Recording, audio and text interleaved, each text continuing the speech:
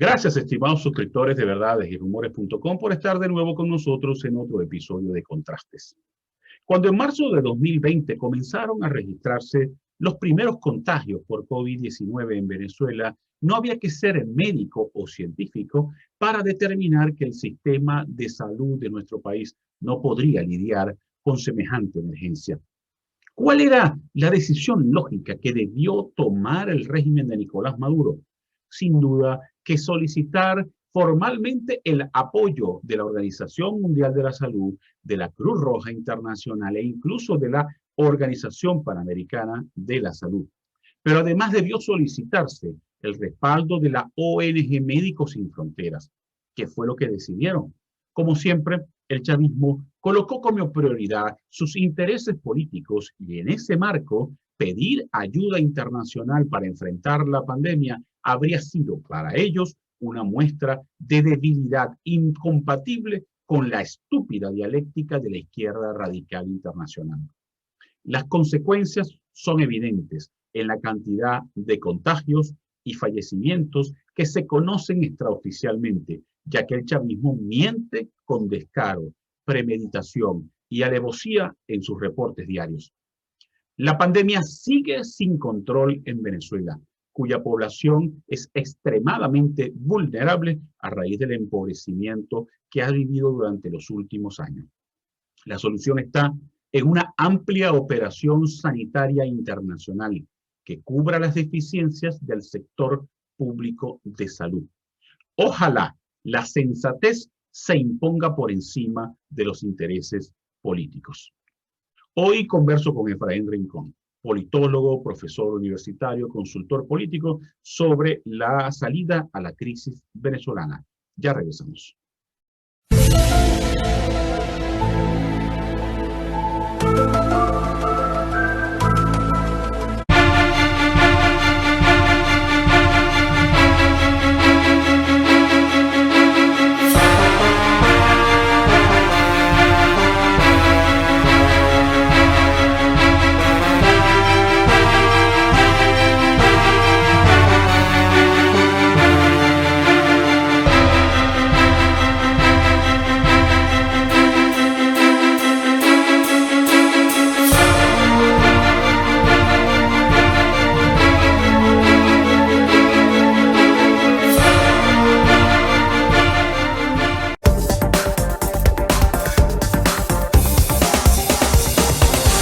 Estimados suscriptores de verdadesyrumores.com, hoy converso con Efraín Rincón, profesor universitario, politólogo, consultor político, pero además un amplio conocedor sobre la realidad nacional y sobre todo el tema electoral en el estado Zulia, que quiero que toquemos en el segundo bloque, porque por supuesto se acercan unas elecciones y todo parece indicar que la oposición podría participar. Efraín, gracias por haber aceptado la invitación a participar en Contrastes. No, gracias a ti, Darwin, por tenernos siempre presente para dar nuestra opinión, nuestras reflexiones sobre el acontecer del país. A pesar de no estar allí, pues mantenemos contacto permanente, directo con el país. Muchas gracias a ti, Darwin. Efraín, por supuesto que quiero comenzar sobre la percepción que tú como politólogo tienes ante la iniciativa que ya ha comenzado de iniciar conversaciones, negociaciones entre chavismo y oposición. Todo parece indicar que esas negociaciones se van a llevar a cabo en México y que contarán con la mediación de Noruega. ¿Cuál es tu apreciación sobre este cambio en la estrategia de la oposición? Yo creo que, vamos a ver, siempre ha estado presente, ha gravitado dentro del escenario político venezolano, por lo menos en los últimos años, la posibilidad de una negociación con algunos resultados infructuosos que desde luego enfriaron esa posibilidad, la alejaron, ¿no? Pero te puedo hablar como politólogo y la política es esencialmente eso, es negociar, es llegar a acuerdos. Hace unos días atrás escribía un artículo que lo titulé, que tú lo publicaste, muchísimas gracias, por estar pendiente, atento a mis artículos. El todo o nada, eso no existe.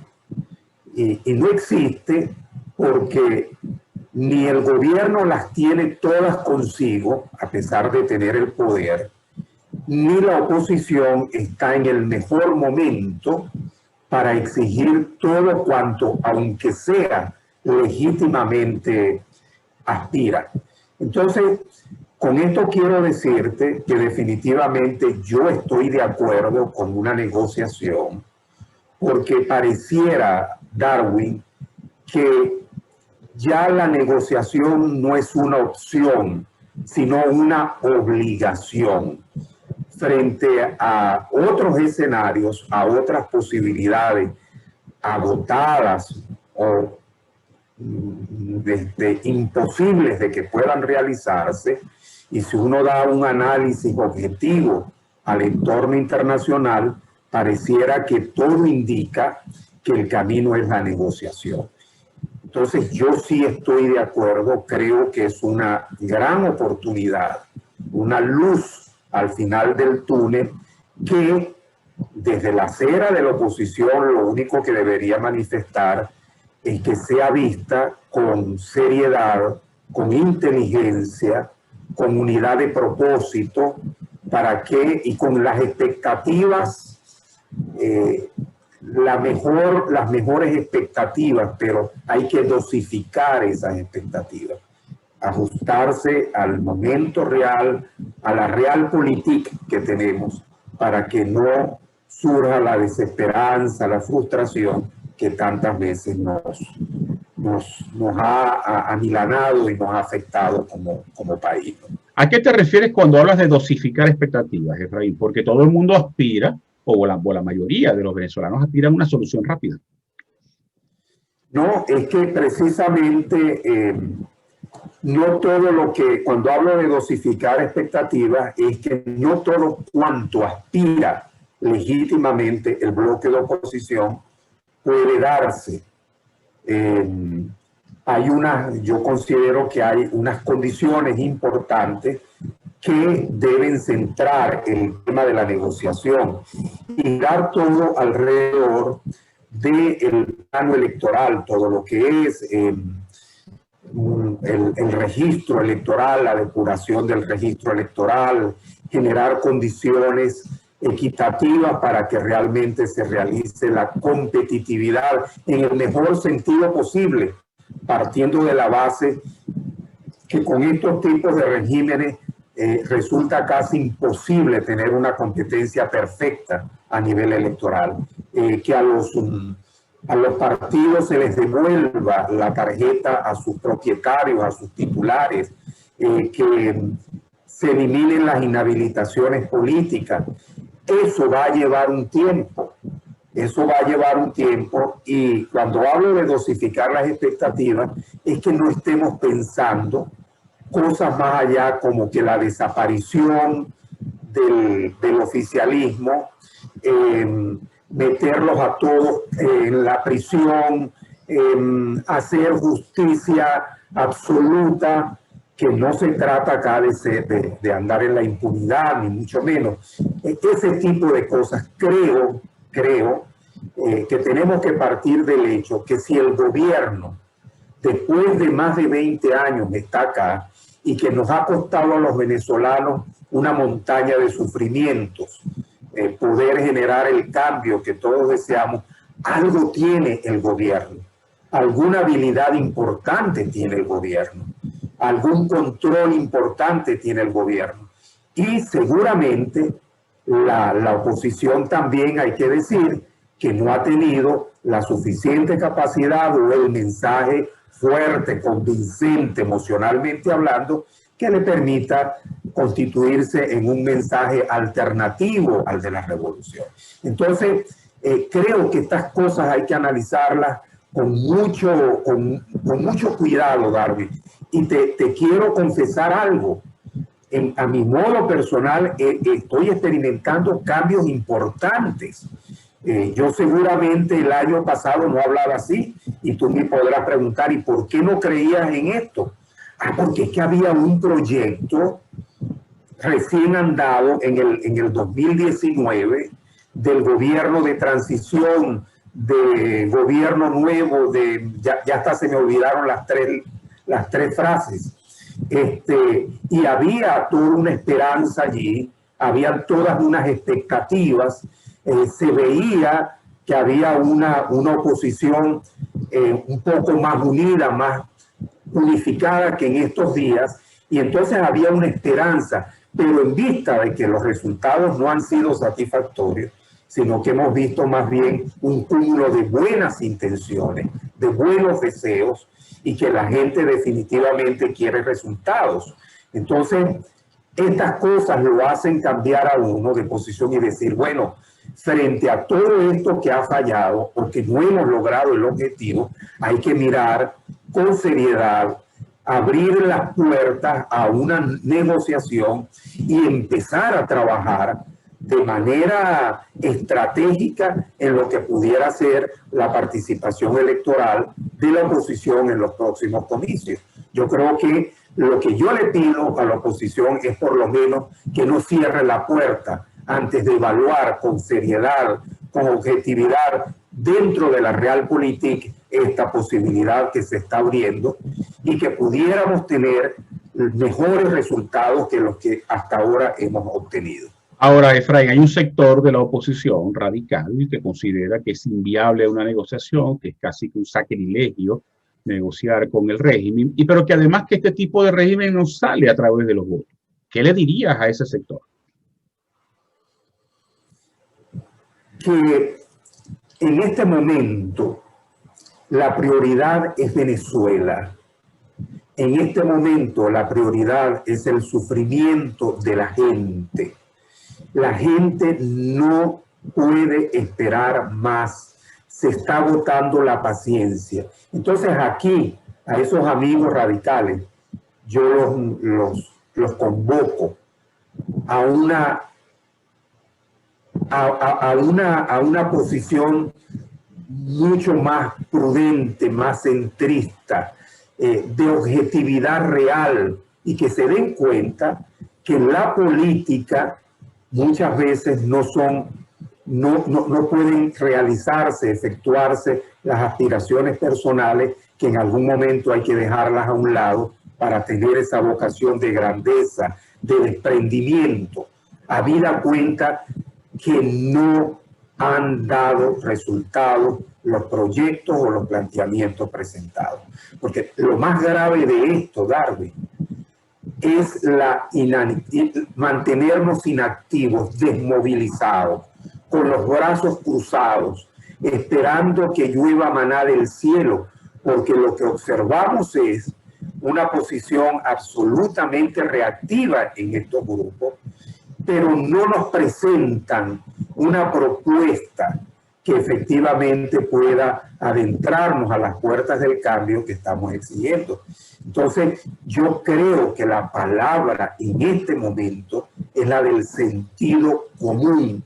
Hay que tener sentido común y hay que dejar a un lado, mira, las rabias, las frustraciones, todas estas cosas, porque uno pudiera decir y saber que muchos de estos dirigentes se han visto afectados directamente por la revolución, en su patrimonio económico, en las separaciones de la familia, todo esto. Pero bueno, en este momento creo que es el momento, es la hora de Venezuela, no de las parcialidades políticas que quieren plantearnos propuestas que en definitiva no nos llevan al puerto seguro que los venezolanos estamos anhelando.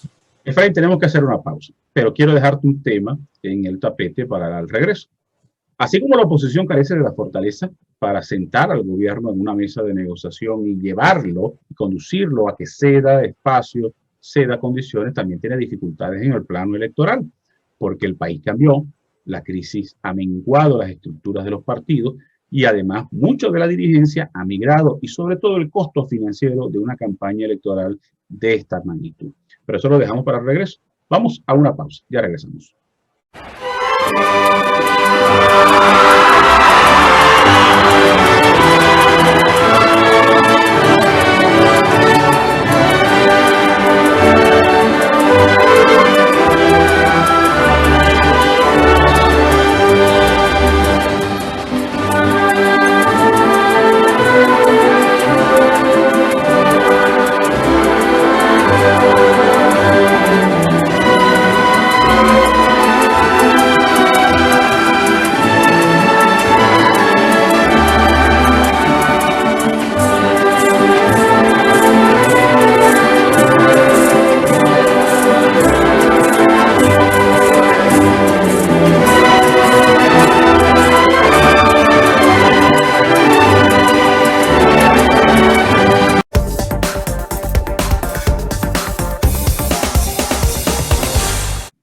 Efraín, así como la oposición carece de la fortaleza para obligar al régimen a sentarse y ceder en algunas condiciones o espacios, la oposición también tiene problemas. Está dividida, hay sectores radicales, hay sectores alacraneados, hay descontento de la población hacia lo que ha sido la estrategia de la oposición.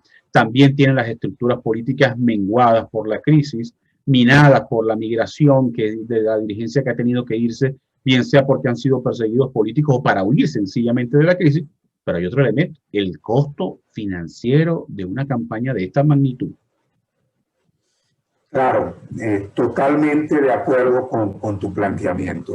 Por eso yo he planteado, Darwin, que estas elecciones no son un fin en sí mismo, sino es un mecanismo que nos va a permitir precisamente hacer ese ejercicio, ese calentamiento para generar la organización, la estructuración, la emoción de la gente en torno a esto. Con lo cual, quiero decirte de manera enfática que si nosotros vamos a un proceso electoral pensando en que todos legítimamente tienen derecho porque quieren cobrar los sufrimientos, los sacrificios que han hecho por la patria, o sencillamente porque creen que son los ungidos, que son los mejores, y eso les va a permitir la posibilidad de competir cada quien por su lado en esta elección, allí yo no tengo duda que la elección va a servir para entronizar al poder, con el agravante que ya va a tener esa legitimidad que perdió y que una vez que los aliados internacionales, la comunidad europea, Canadá, los Estados Unidos, el propio Grupo de Lima, puedan mirar con buenos ojos este proceso electoral, de alguna manera se está legitimando el proceso comercial y en consecuencia el que gane en esa elección pues estará ungido de la legitimidad de origen. De tal manera que si la oposición no hace un esfuerzo, por eso lo decía, de sentido común, y va a organizarse con candidatos unitarios, con propuestas interesantes, convenciendo a la gente de que es posible salir de la crisis o mejorar la situación espantosa que estamos viviendo. Además, esto va a generar la mirada de muchas personas que tienen recursos dentro y fuera del país para poder financiar este proceso electoral. Ahora, lo que no va a pasar, Darwin, es que nadie va a apostar un centavo de dólar cuando nosotros, frente a un desorden, frente a una cosa que todo el mundo quiere ser, cuando sabemos que no todos van a ser, entonces allí definitivamente este esfuerzo que pudiéramos aprovechar para acercarnos al cambio, para empezar a presionar desde dentro por mejores condiciones, para empezar a prepararnos en el terreno para una elección presidencial, pues esto no va a tener sentido. Entonces aquí yo creo que hay que hablar con mucha claridad. Un espíritu unitario seguramente, hoy más que en otras oportunidades, este espíritu unitario hace más falta que nunca. Y ese espíritu unitario nos va a llevar al diseño de una estrategia unitaria, de un proceso organizativo de los partidos políticos en donde con total desprendimiento puedan ofrecer sus mejores talentos, sus experiencias en el campo organizativo, electoral. Los dirigentes que todavía están en el país van a conformar un solo bloque para poder ganar, poder avanzar, ganar territorio y poder hacernos de la mayor cantidad de gobernaciones y de alcaldías que podamos hacer. Pues yo creo que eso es posible. Y te quiero decir esto, hace 2 meses atrás se terminó una encuesta nacional de Consultores 21, en donde hay unos datos que si tú los lees, tú dices, no, pero es que aquí no hay ninguna posibilidad, cuando dice que el 48% de los venezolanos participaría en un proceso electoral, en contra de un 52% que no le gustaría participar. Por supuesto, si tú ves esos datos no son favorables para la oposición. pero ¿desde cuándo estamos hablando nosotros de abstenernos y de no ir a un proceso electoral? ¿Acaso no hemos creado una matriz de opinión en torno a esto? O sea, cada vez que se presenta una oposición estamos en la disyuntiva de ir o no ir, pues ya la gente, frente a ese panorama desierto de que no hay un estímulo para la participación, pues una gran parte de esos venezolanos prefieren no ir a una elección. Pero estamos hablando que a pesar de esas circunstancias, 5 de cada 10 participarían en la elección. Ahora, imagínate tú que la oposición vaya con todas las pilas cargadas, con esa estrategia unificada, articulada, convenciendo a la gente con un mensaje de esperanza, de posibilidades de que podemos llegar. Yo no tengo duda que ese porcentaje va a incrementar de manera significativa y puede generarnos importantes victorias en el ámbito de la oposición. No quiero dejar de tocar el tema del Zulia, tú eres un amplio conocedor. ¿Qué perspectivas crees que existen en el Zulia de una verdadera unidad y de poder derrotar al oficialismo que literalmente destrozó al Estado? Apagones, escasez de agua, no hay gasolina, la seguridad, bueno, no hay seguridad, las calles están en manos de mafias. ¿Qué puede hacer esa oposición en el Zulia para ponerse de acuerdo? O, no es para ¿qué puede hacer? ¿Se podrá poner de acuerdo? Bueno, es que esa es la pregunta de los 4 millones de lochas, ¿no? Esa es la pregunta difícil y por eso es lo que apostamos. Yo quiero ser muy enfático en esto, ¿no?